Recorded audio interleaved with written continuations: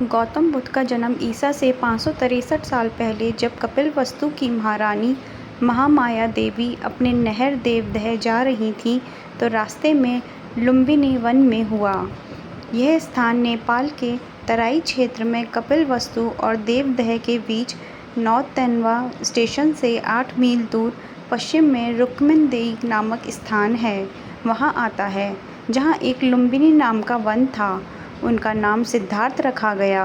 उनके पिता का नाम शुद्धोदन था। जन्म के 7 दिन बाद ही माँ का देहांत हो गया।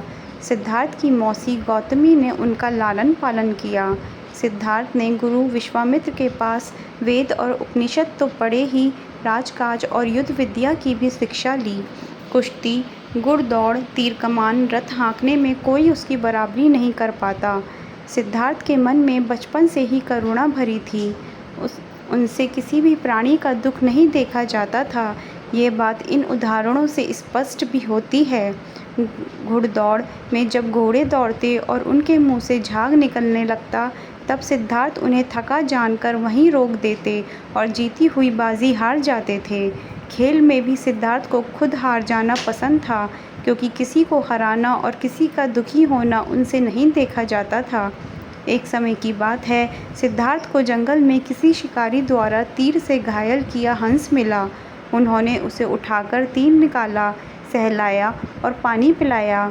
उसी समय सिद्धार्थ का चचेरा भाई देवदत्त वहां आया और कहने लगा कि यह शिकार मेरा है, मुझे दे दो। सिद्धार्थ ने हंस देने से मना कर दिया और कहा कि तुम तो इस हंस को मार रहे थे, मैंने इसे बचाया है। अब तुम ही बताओ कि इस पर मारने वाले का हक होना चाहिए कि बचाने वाले का। देवदत्त ने सिद्धार्थ के पिता राजा शुद्धोदन से इस बात की शिकायत की। शुद्धोदन ने सिद्धार्थ से कहा कि यह हंस तुम देवदत्त को क्यों नहीं दे देते, आखिर तीर तो उसी ने चलाया था। इस पर सिद्धार्थ ने कहा, पिताजी, यह तो बताइए कि आकाश में उड़ने वाले इस बेकसूर हंस पर तीर चलाने का उसे क्या अधिकार था। हंस ने देवदत्त का क्या बिगाड़ा था, फिर उसने तीर क्यों चलाया, क्यों इसे घायल किया। मुझसे इस प्राणी का दुख देखा नहीं गया, इसलिए मैंने तीर निकालकर इसकी सेवा की, इसके प्राण बचाए। हक तो इस पर मेरा ही होना चाहिए। राजा शुद्धोदन को सिद्धार्थ की बात जच गई। उन्होंने कहा कि ठीक है तुम्हारा कहना, मारने वाले से बचाने वाला ही बड़ा है, इस पर तुम्हारा ही हक है। शाक्य वंश में जन्मे सिद्धार्थ का 16 वर्ष की उम्र में दंडपाणि शाक्य की कन्या यशोधरा के साथ हुआ। राजा शुद्धोदन ने सिद्धार्थ के लिए भोग विलास का भरपूर प्रबंध कर दिया। 3 ऋतुओं के लायक 3 सुंदर महल बनवा दिए। वहाँ पर नाच गान और मनोरंजन की सारी सामग्री जुटा दी गई। दास दासी उनकी सेवा में रख दिए गए, पर यह सब चीज़ें सिद्धार्थ को संसार से बांध कर नहीं रख सकीं। भगवान बुद्ध का धर्म पूर्व के कई राष्ट्रों का धर्म है, जिसमें जापान, दक्षिण कोरिया, उत्तर कोरिया, चीन, Vietnam, Taiwan, Thailand, Cambodia, Hong Kong, Mongolia, Tibet, Bhutan, Macau, Burma, Lagos और श्रीलंका तो बौद्ध राष्ट्र हैं ही, साथ ही Bharat, Nepal, Malaysia, Indonesia, Russia, संयुक्त राज्य America, France, Britain, German, Bangladesh, Pakistan, Canada, Afghanistan, Singapore, Philippines, Brazil में भी बौद्धों की संख्या अच्छी खासी है। हालांकि कुछ वर्षों में अफ़गानिस्तान, पाकिस्तान और बांग्लादेश में बौद्धों पर हुए अत्याचार के चलते वहां इनकी संख्या कम हो चली है। यह संयोग है कि प्लानी के वैशाख पूर्णिमा के दिन बुद्ध का जन्म नेपाल के लुम्बिनी वन में ईसा पूर्व 563 साल को हुआ। उनकी माता महामाया देवी अब अपने नहर देवदह जा रही थीं, तो कपिलवस्तु और देवदह के बीच नौतन्वा स्टेशन से 8 मील दूर पश्चिम में रुक्मिणदेई नामक स्थान के पास उस काल में लुम्बिनी वन हुआ करता था। वहीं पुत्री का जन्म हुआ। इसी दिन 528 ईसा पूर्व उन्होंने वेद गया में एक वृक्ष के नीचे जाना कि सत्य क्या है, और इसी दिन वे 483 ईसा पूर्व को 80 वर्ष की उम्र में दुनिया को कुशीनगर में अलविदा कह गए। बुद्ध का जन्म नाम सिद्धार्थ रखा गया। सिद्धार्थ के पिता शुद्धोदन कपिलवस्तु के राजा थे और उनका सम्मान नेपाल ही नहीं समूचे भारत में भी था। सिद्धार्थ की मौसी गौतमी ने उनका लालन पालन किया था, क्योंकि सिद्धार्थ के जन्म के 7 दिन बाद ही उनकी मां का देहांत हो गया था। गौतम बुद्ध शाक्य वंशी क्षत्रिय थे। शाक्य वंश में जन्मे सिद्धार्थ का 16 वर्ष की उम्र में दंत प्राणी शाक्य की कन्या यशोधरा के साथ विवाह हुआ। यशोधरा से उनको एक पुत्र मिला जिसका नाम राहुल रखा गया। बाद में यशोधरा और राहुल दोनों बुद्ध के भिक्षु हो गए थे।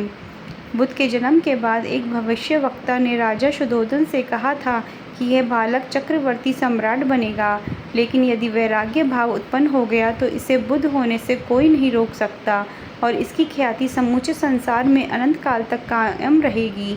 राजा शुद्धोधन सिद्धार्थ को चक्रवर्ती सम्राट बनते देखना चाहते थे, इसलिए उन्होंने सिद्धार्थ के आसपास भोग विलास का भरपूर प्रबंध कर दिया ताकि किसी भी प्रकार से वैराग्य उत्पन्न ना हो। बस यही गलती शुद्धोधन ने कर दी और सिद्धार्थ के मन में वैराग्य उत्पन्न हो गया। कहते हैं कि एक बार वे शाक्यों के संग में सम्मिलित होने गए। वहाँ उनका वैचारिक मतभेद हो गया। मन में वैराग्य भाव तो था ही, उसके अलावा क्षत्रिय शाक्य संघ से वैचारिक मतभेद के चलते संघ ने उनके समक्ष 2 प्रस्ताव रखे थे। वह यह कि फांसी चाहते हो या कि देश छोड़कर जाना। सिद्धार्थ ने कहा कि जो आप दंड देना चाहें। शाक्यों के सेनापति ने सोचा कि दोनों ही स्थिति में कौशल नरेश को सिद्धार्थ से हुए विवाद का पता चल जाएगा और हमें दंड भुगतना होगा। तब सिद्धार्थ ने कहा कि आप निश्चित रहें, मैं संन्यास लेकिन चुपचाप ही देश से दूर चला जाऊंगा। आपकी इच्छा भी पूरी होगी और मेरी भी। आधी रात को सिद्धार्थ अपना महल त्याग कर 30 योजन दूर गोरखपुर के पास अमोना नदी के तट पर जा पहुँचे। वहाँ उन्होंने अपने राजसी वस्त्र उतारे और केश काटकर खुद को संन्यस्त कर दिया। उस वक्त उनकी आयु थी 29 वर्ष। कठिन तप के बाद उन्होंने बौद्धि प्राप्त की। बौद्धि प्राप्ति की घटना ईसा से 528 वर्ष पूर्व की है, जब सिद्धार्थ 35 वर्ष के थे। भारत के बिहार में बोध गया में आज भी ये वट वृक्ष विद्यमान है, जिसे अब बोधि वृक्ष कहा जाता है। सम्राट अशोक इस वृक्ष की एक शाखा श्रीलंका ले गए थे, वहाँ भी ये वृक्ष है।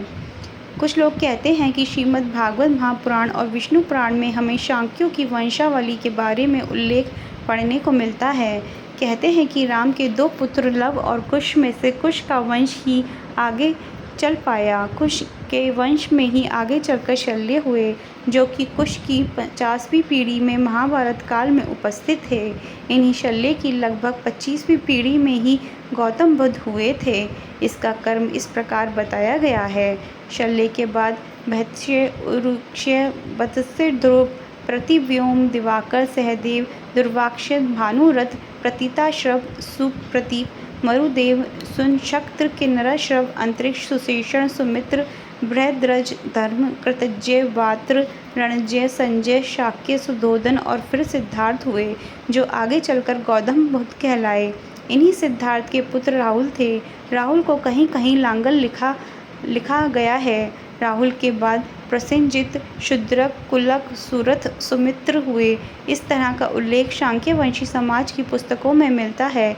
शाक्यवंशी समाज भी ऐसा ही माना जाता है।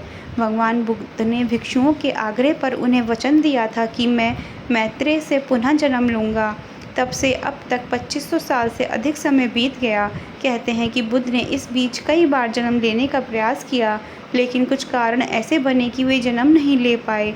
अंततः थियोसॉफिकल सोसाइटी ने कृष्णमूर्ति के भीतर उन्हें अवतरित होने के लिए सारे इंतजाम किए थे।